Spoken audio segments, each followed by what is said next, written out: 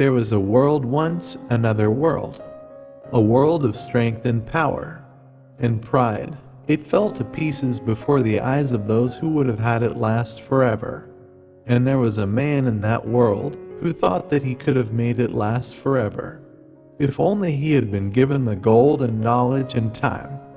He was not given such things, and he railed against fate, cursing the heavens and earth.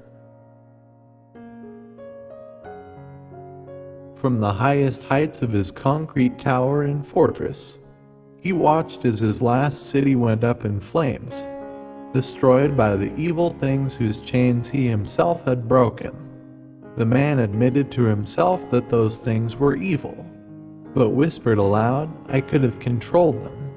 If only if only if." The dragons roared, the shadows walked. The sirens sang, the earthquakes talked. Destruction incarnate strode abroad, and all things shivered at his ghastly touch. The world collapsed, and soon, the man in his concrete tower was the only man alive. The last of the world's air he breathed as though it were nothing. The last of the world's food he was dining upon even as he watched the chaos. The last of the world's wine he sipped, to console himself. "You bore me," he said to the burning world. "I was the emperor of you once. You could at least make my demise somewhat interesting as a last favor, before we too go to oblivion, and are remembered no more." There came a knock upon his office door. "Come in," he said. "Any visitor is better than none." The door opened, and a young woman entered. Her hair was like ash, her patched and faded dress the color of concrete, her skin covered in soot, and her face scarred. She could have looked beautiful, but didn't. "Greetings, Emperor of the world," said she. "It's been a long time since we've spoken." The man sipped his wine. "Fate could have at least sent me someone better looking," he murmured. "At least someone better dressed. I've not had to deal with peasants for my whole life, girl, and I count that a blessing. Make the first impression of your people a good one." "It's been a long time since we've spoken," said the girl, "but we have spoken. I was your conscience." The man fell silent and turned his gaze back to the flames which had begun to blacken the base of his tower. He thought the flames more beautiful than this insane, dirty girl. "I was your conscience once," said the girl. "I left you long ago. I really do hope you've enjoyed our time apart. Emperor of the world, enjoyment, after all, is the only thing you could have gotten from it. You've had all that time to be free from my nagging voice. All that time to do as you would unhindered by my bonds. And I must say, you've done well by the looks of things." The girl came to stand beside him. She too looked out the window and gazed upon the burning city. She neither frowned nor smiled. "Do you think our time apart was well spent, Emperor?" the girl asked. "Better spent than how our time together would have been spent," said the man, half humoring the insane girl. "I almost found the secrets of eternal life on this earth. Given enough time, I could have attained it, not just for me, but for all mankind. Peasant, your people could have had it, the same as myself. I'd have held nothing back once I had it to give." "You gave nothing throughout your life. You only took," said the girl. "You only broke laws, and never held to any, not even the ones you made yourself.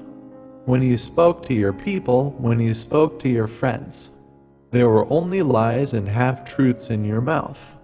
And you know, or at least I know, that you were not nearly so close to attaining immortality as you think." The man drank the last of his wine and threw away the glass. It shattered at the girl's feet. "You lie," he said. "Only a bit more time and it would have been mine. Just a bit more time, that was all. And I was denied it. A few million more lives given for the cause. And I knew the secret would have been mine." The foundations of the tower cracked, but the tower still stood, and the flames began to climb its walls. The man and the girl continued to watch, each as impassive as the other.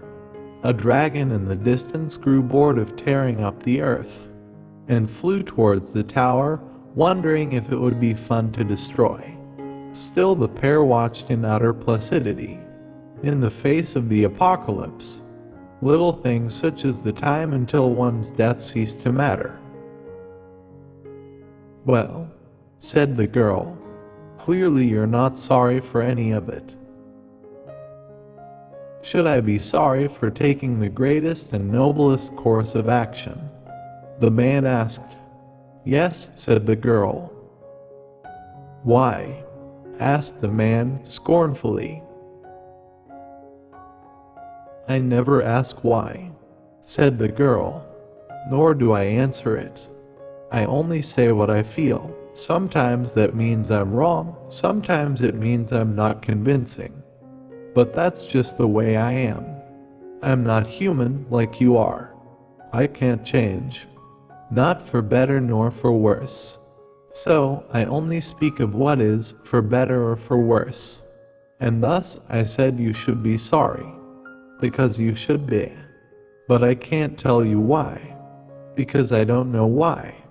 If you want to know why, I might suggest you start thinking. Your time left in this world appears to be rapidly dwindling." "So it would seem," the man replied. The dragon and the flames had begun tearing at the tower. Earthquakes shook it. Shadows began crawling up it. Still, the pair watched, utterly uncaring. In a way, the sight was more majestic than frightening. "You probably should ask why," said the girl. "I just did," said the man. "You said you didn't know." "I didn't say you should ask me," said the girl. "I see no one else to ask," said the man. After a while, he added, "Go away. You're disturbing my peace." "I suppose I don't really know why I came back in your last moments to talk to you," said the girl, turning about and starting to walk back to the door.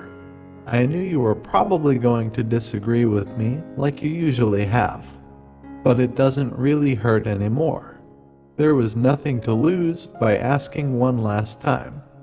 I'll just leave you alone then, I suppose. Goodbye. I don't know what's going to happen to me once you're gone. But I suppose it doesn't matter. I was, and that is enough for me. If I shall be not, it will be a little different from my existence for the past 50 years. So I am content, or perhaps I merely am. Goodbye, Emperor. Goodbye," said the man. The girl opened the door, closed it, and walked from that place, stepping through the flames that had erupted in the hall, and passing by untouched. She came to the stairwell and slowly descended. Half the stairs were half burnt and the dragon was in the process of tearing the other half. But that was of little concern to her. She stepped upon the blackened, flame-covered planks without feeling the heat, and stepped over the dragon's claws as though they were just ordinary rocks. This section of the stairwell wouldn't have held a baby, let alone a full-grown woman. But she passed over it without disturbing a grain of ash. That section of the stairwell was entirely gone. But she carried on descending as though the stairs were still there. The natural laws of the world didn't complain. The world was ending, so were they. In such a manner the girl came to the bottom of the stairs. She couldn't open the door there at the bottom, so she just passed through it. There was something that might have been a grand hall at some point. It was unrecognizable now, but she wouldn't have given it any notice if it wasn't. She passed it by and left the concrete tower. There was something that might have been a grand garden at some point. This the girl ignored as well. She walked away from the tower, away from the soul she was bound to, away from it all. She turned and gave the tower one last glance. As the dragon pushed it over, the earth shook, and the world was rendered void of all life. Still, she remained on the shattered road, even though the soul she had been bound to be in this world no longer. Time passed, the fires in the world died out.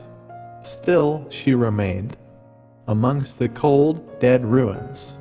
She wondered to herself whether the Emperor, her former master, had inadvertently caused her to linger on. Thanks to his experiments with immortality, she decided it didn't matter. She was content, or she simply was, whichever. Eventually, she arose and began wandering the desolate world. She told herself stories as she went along.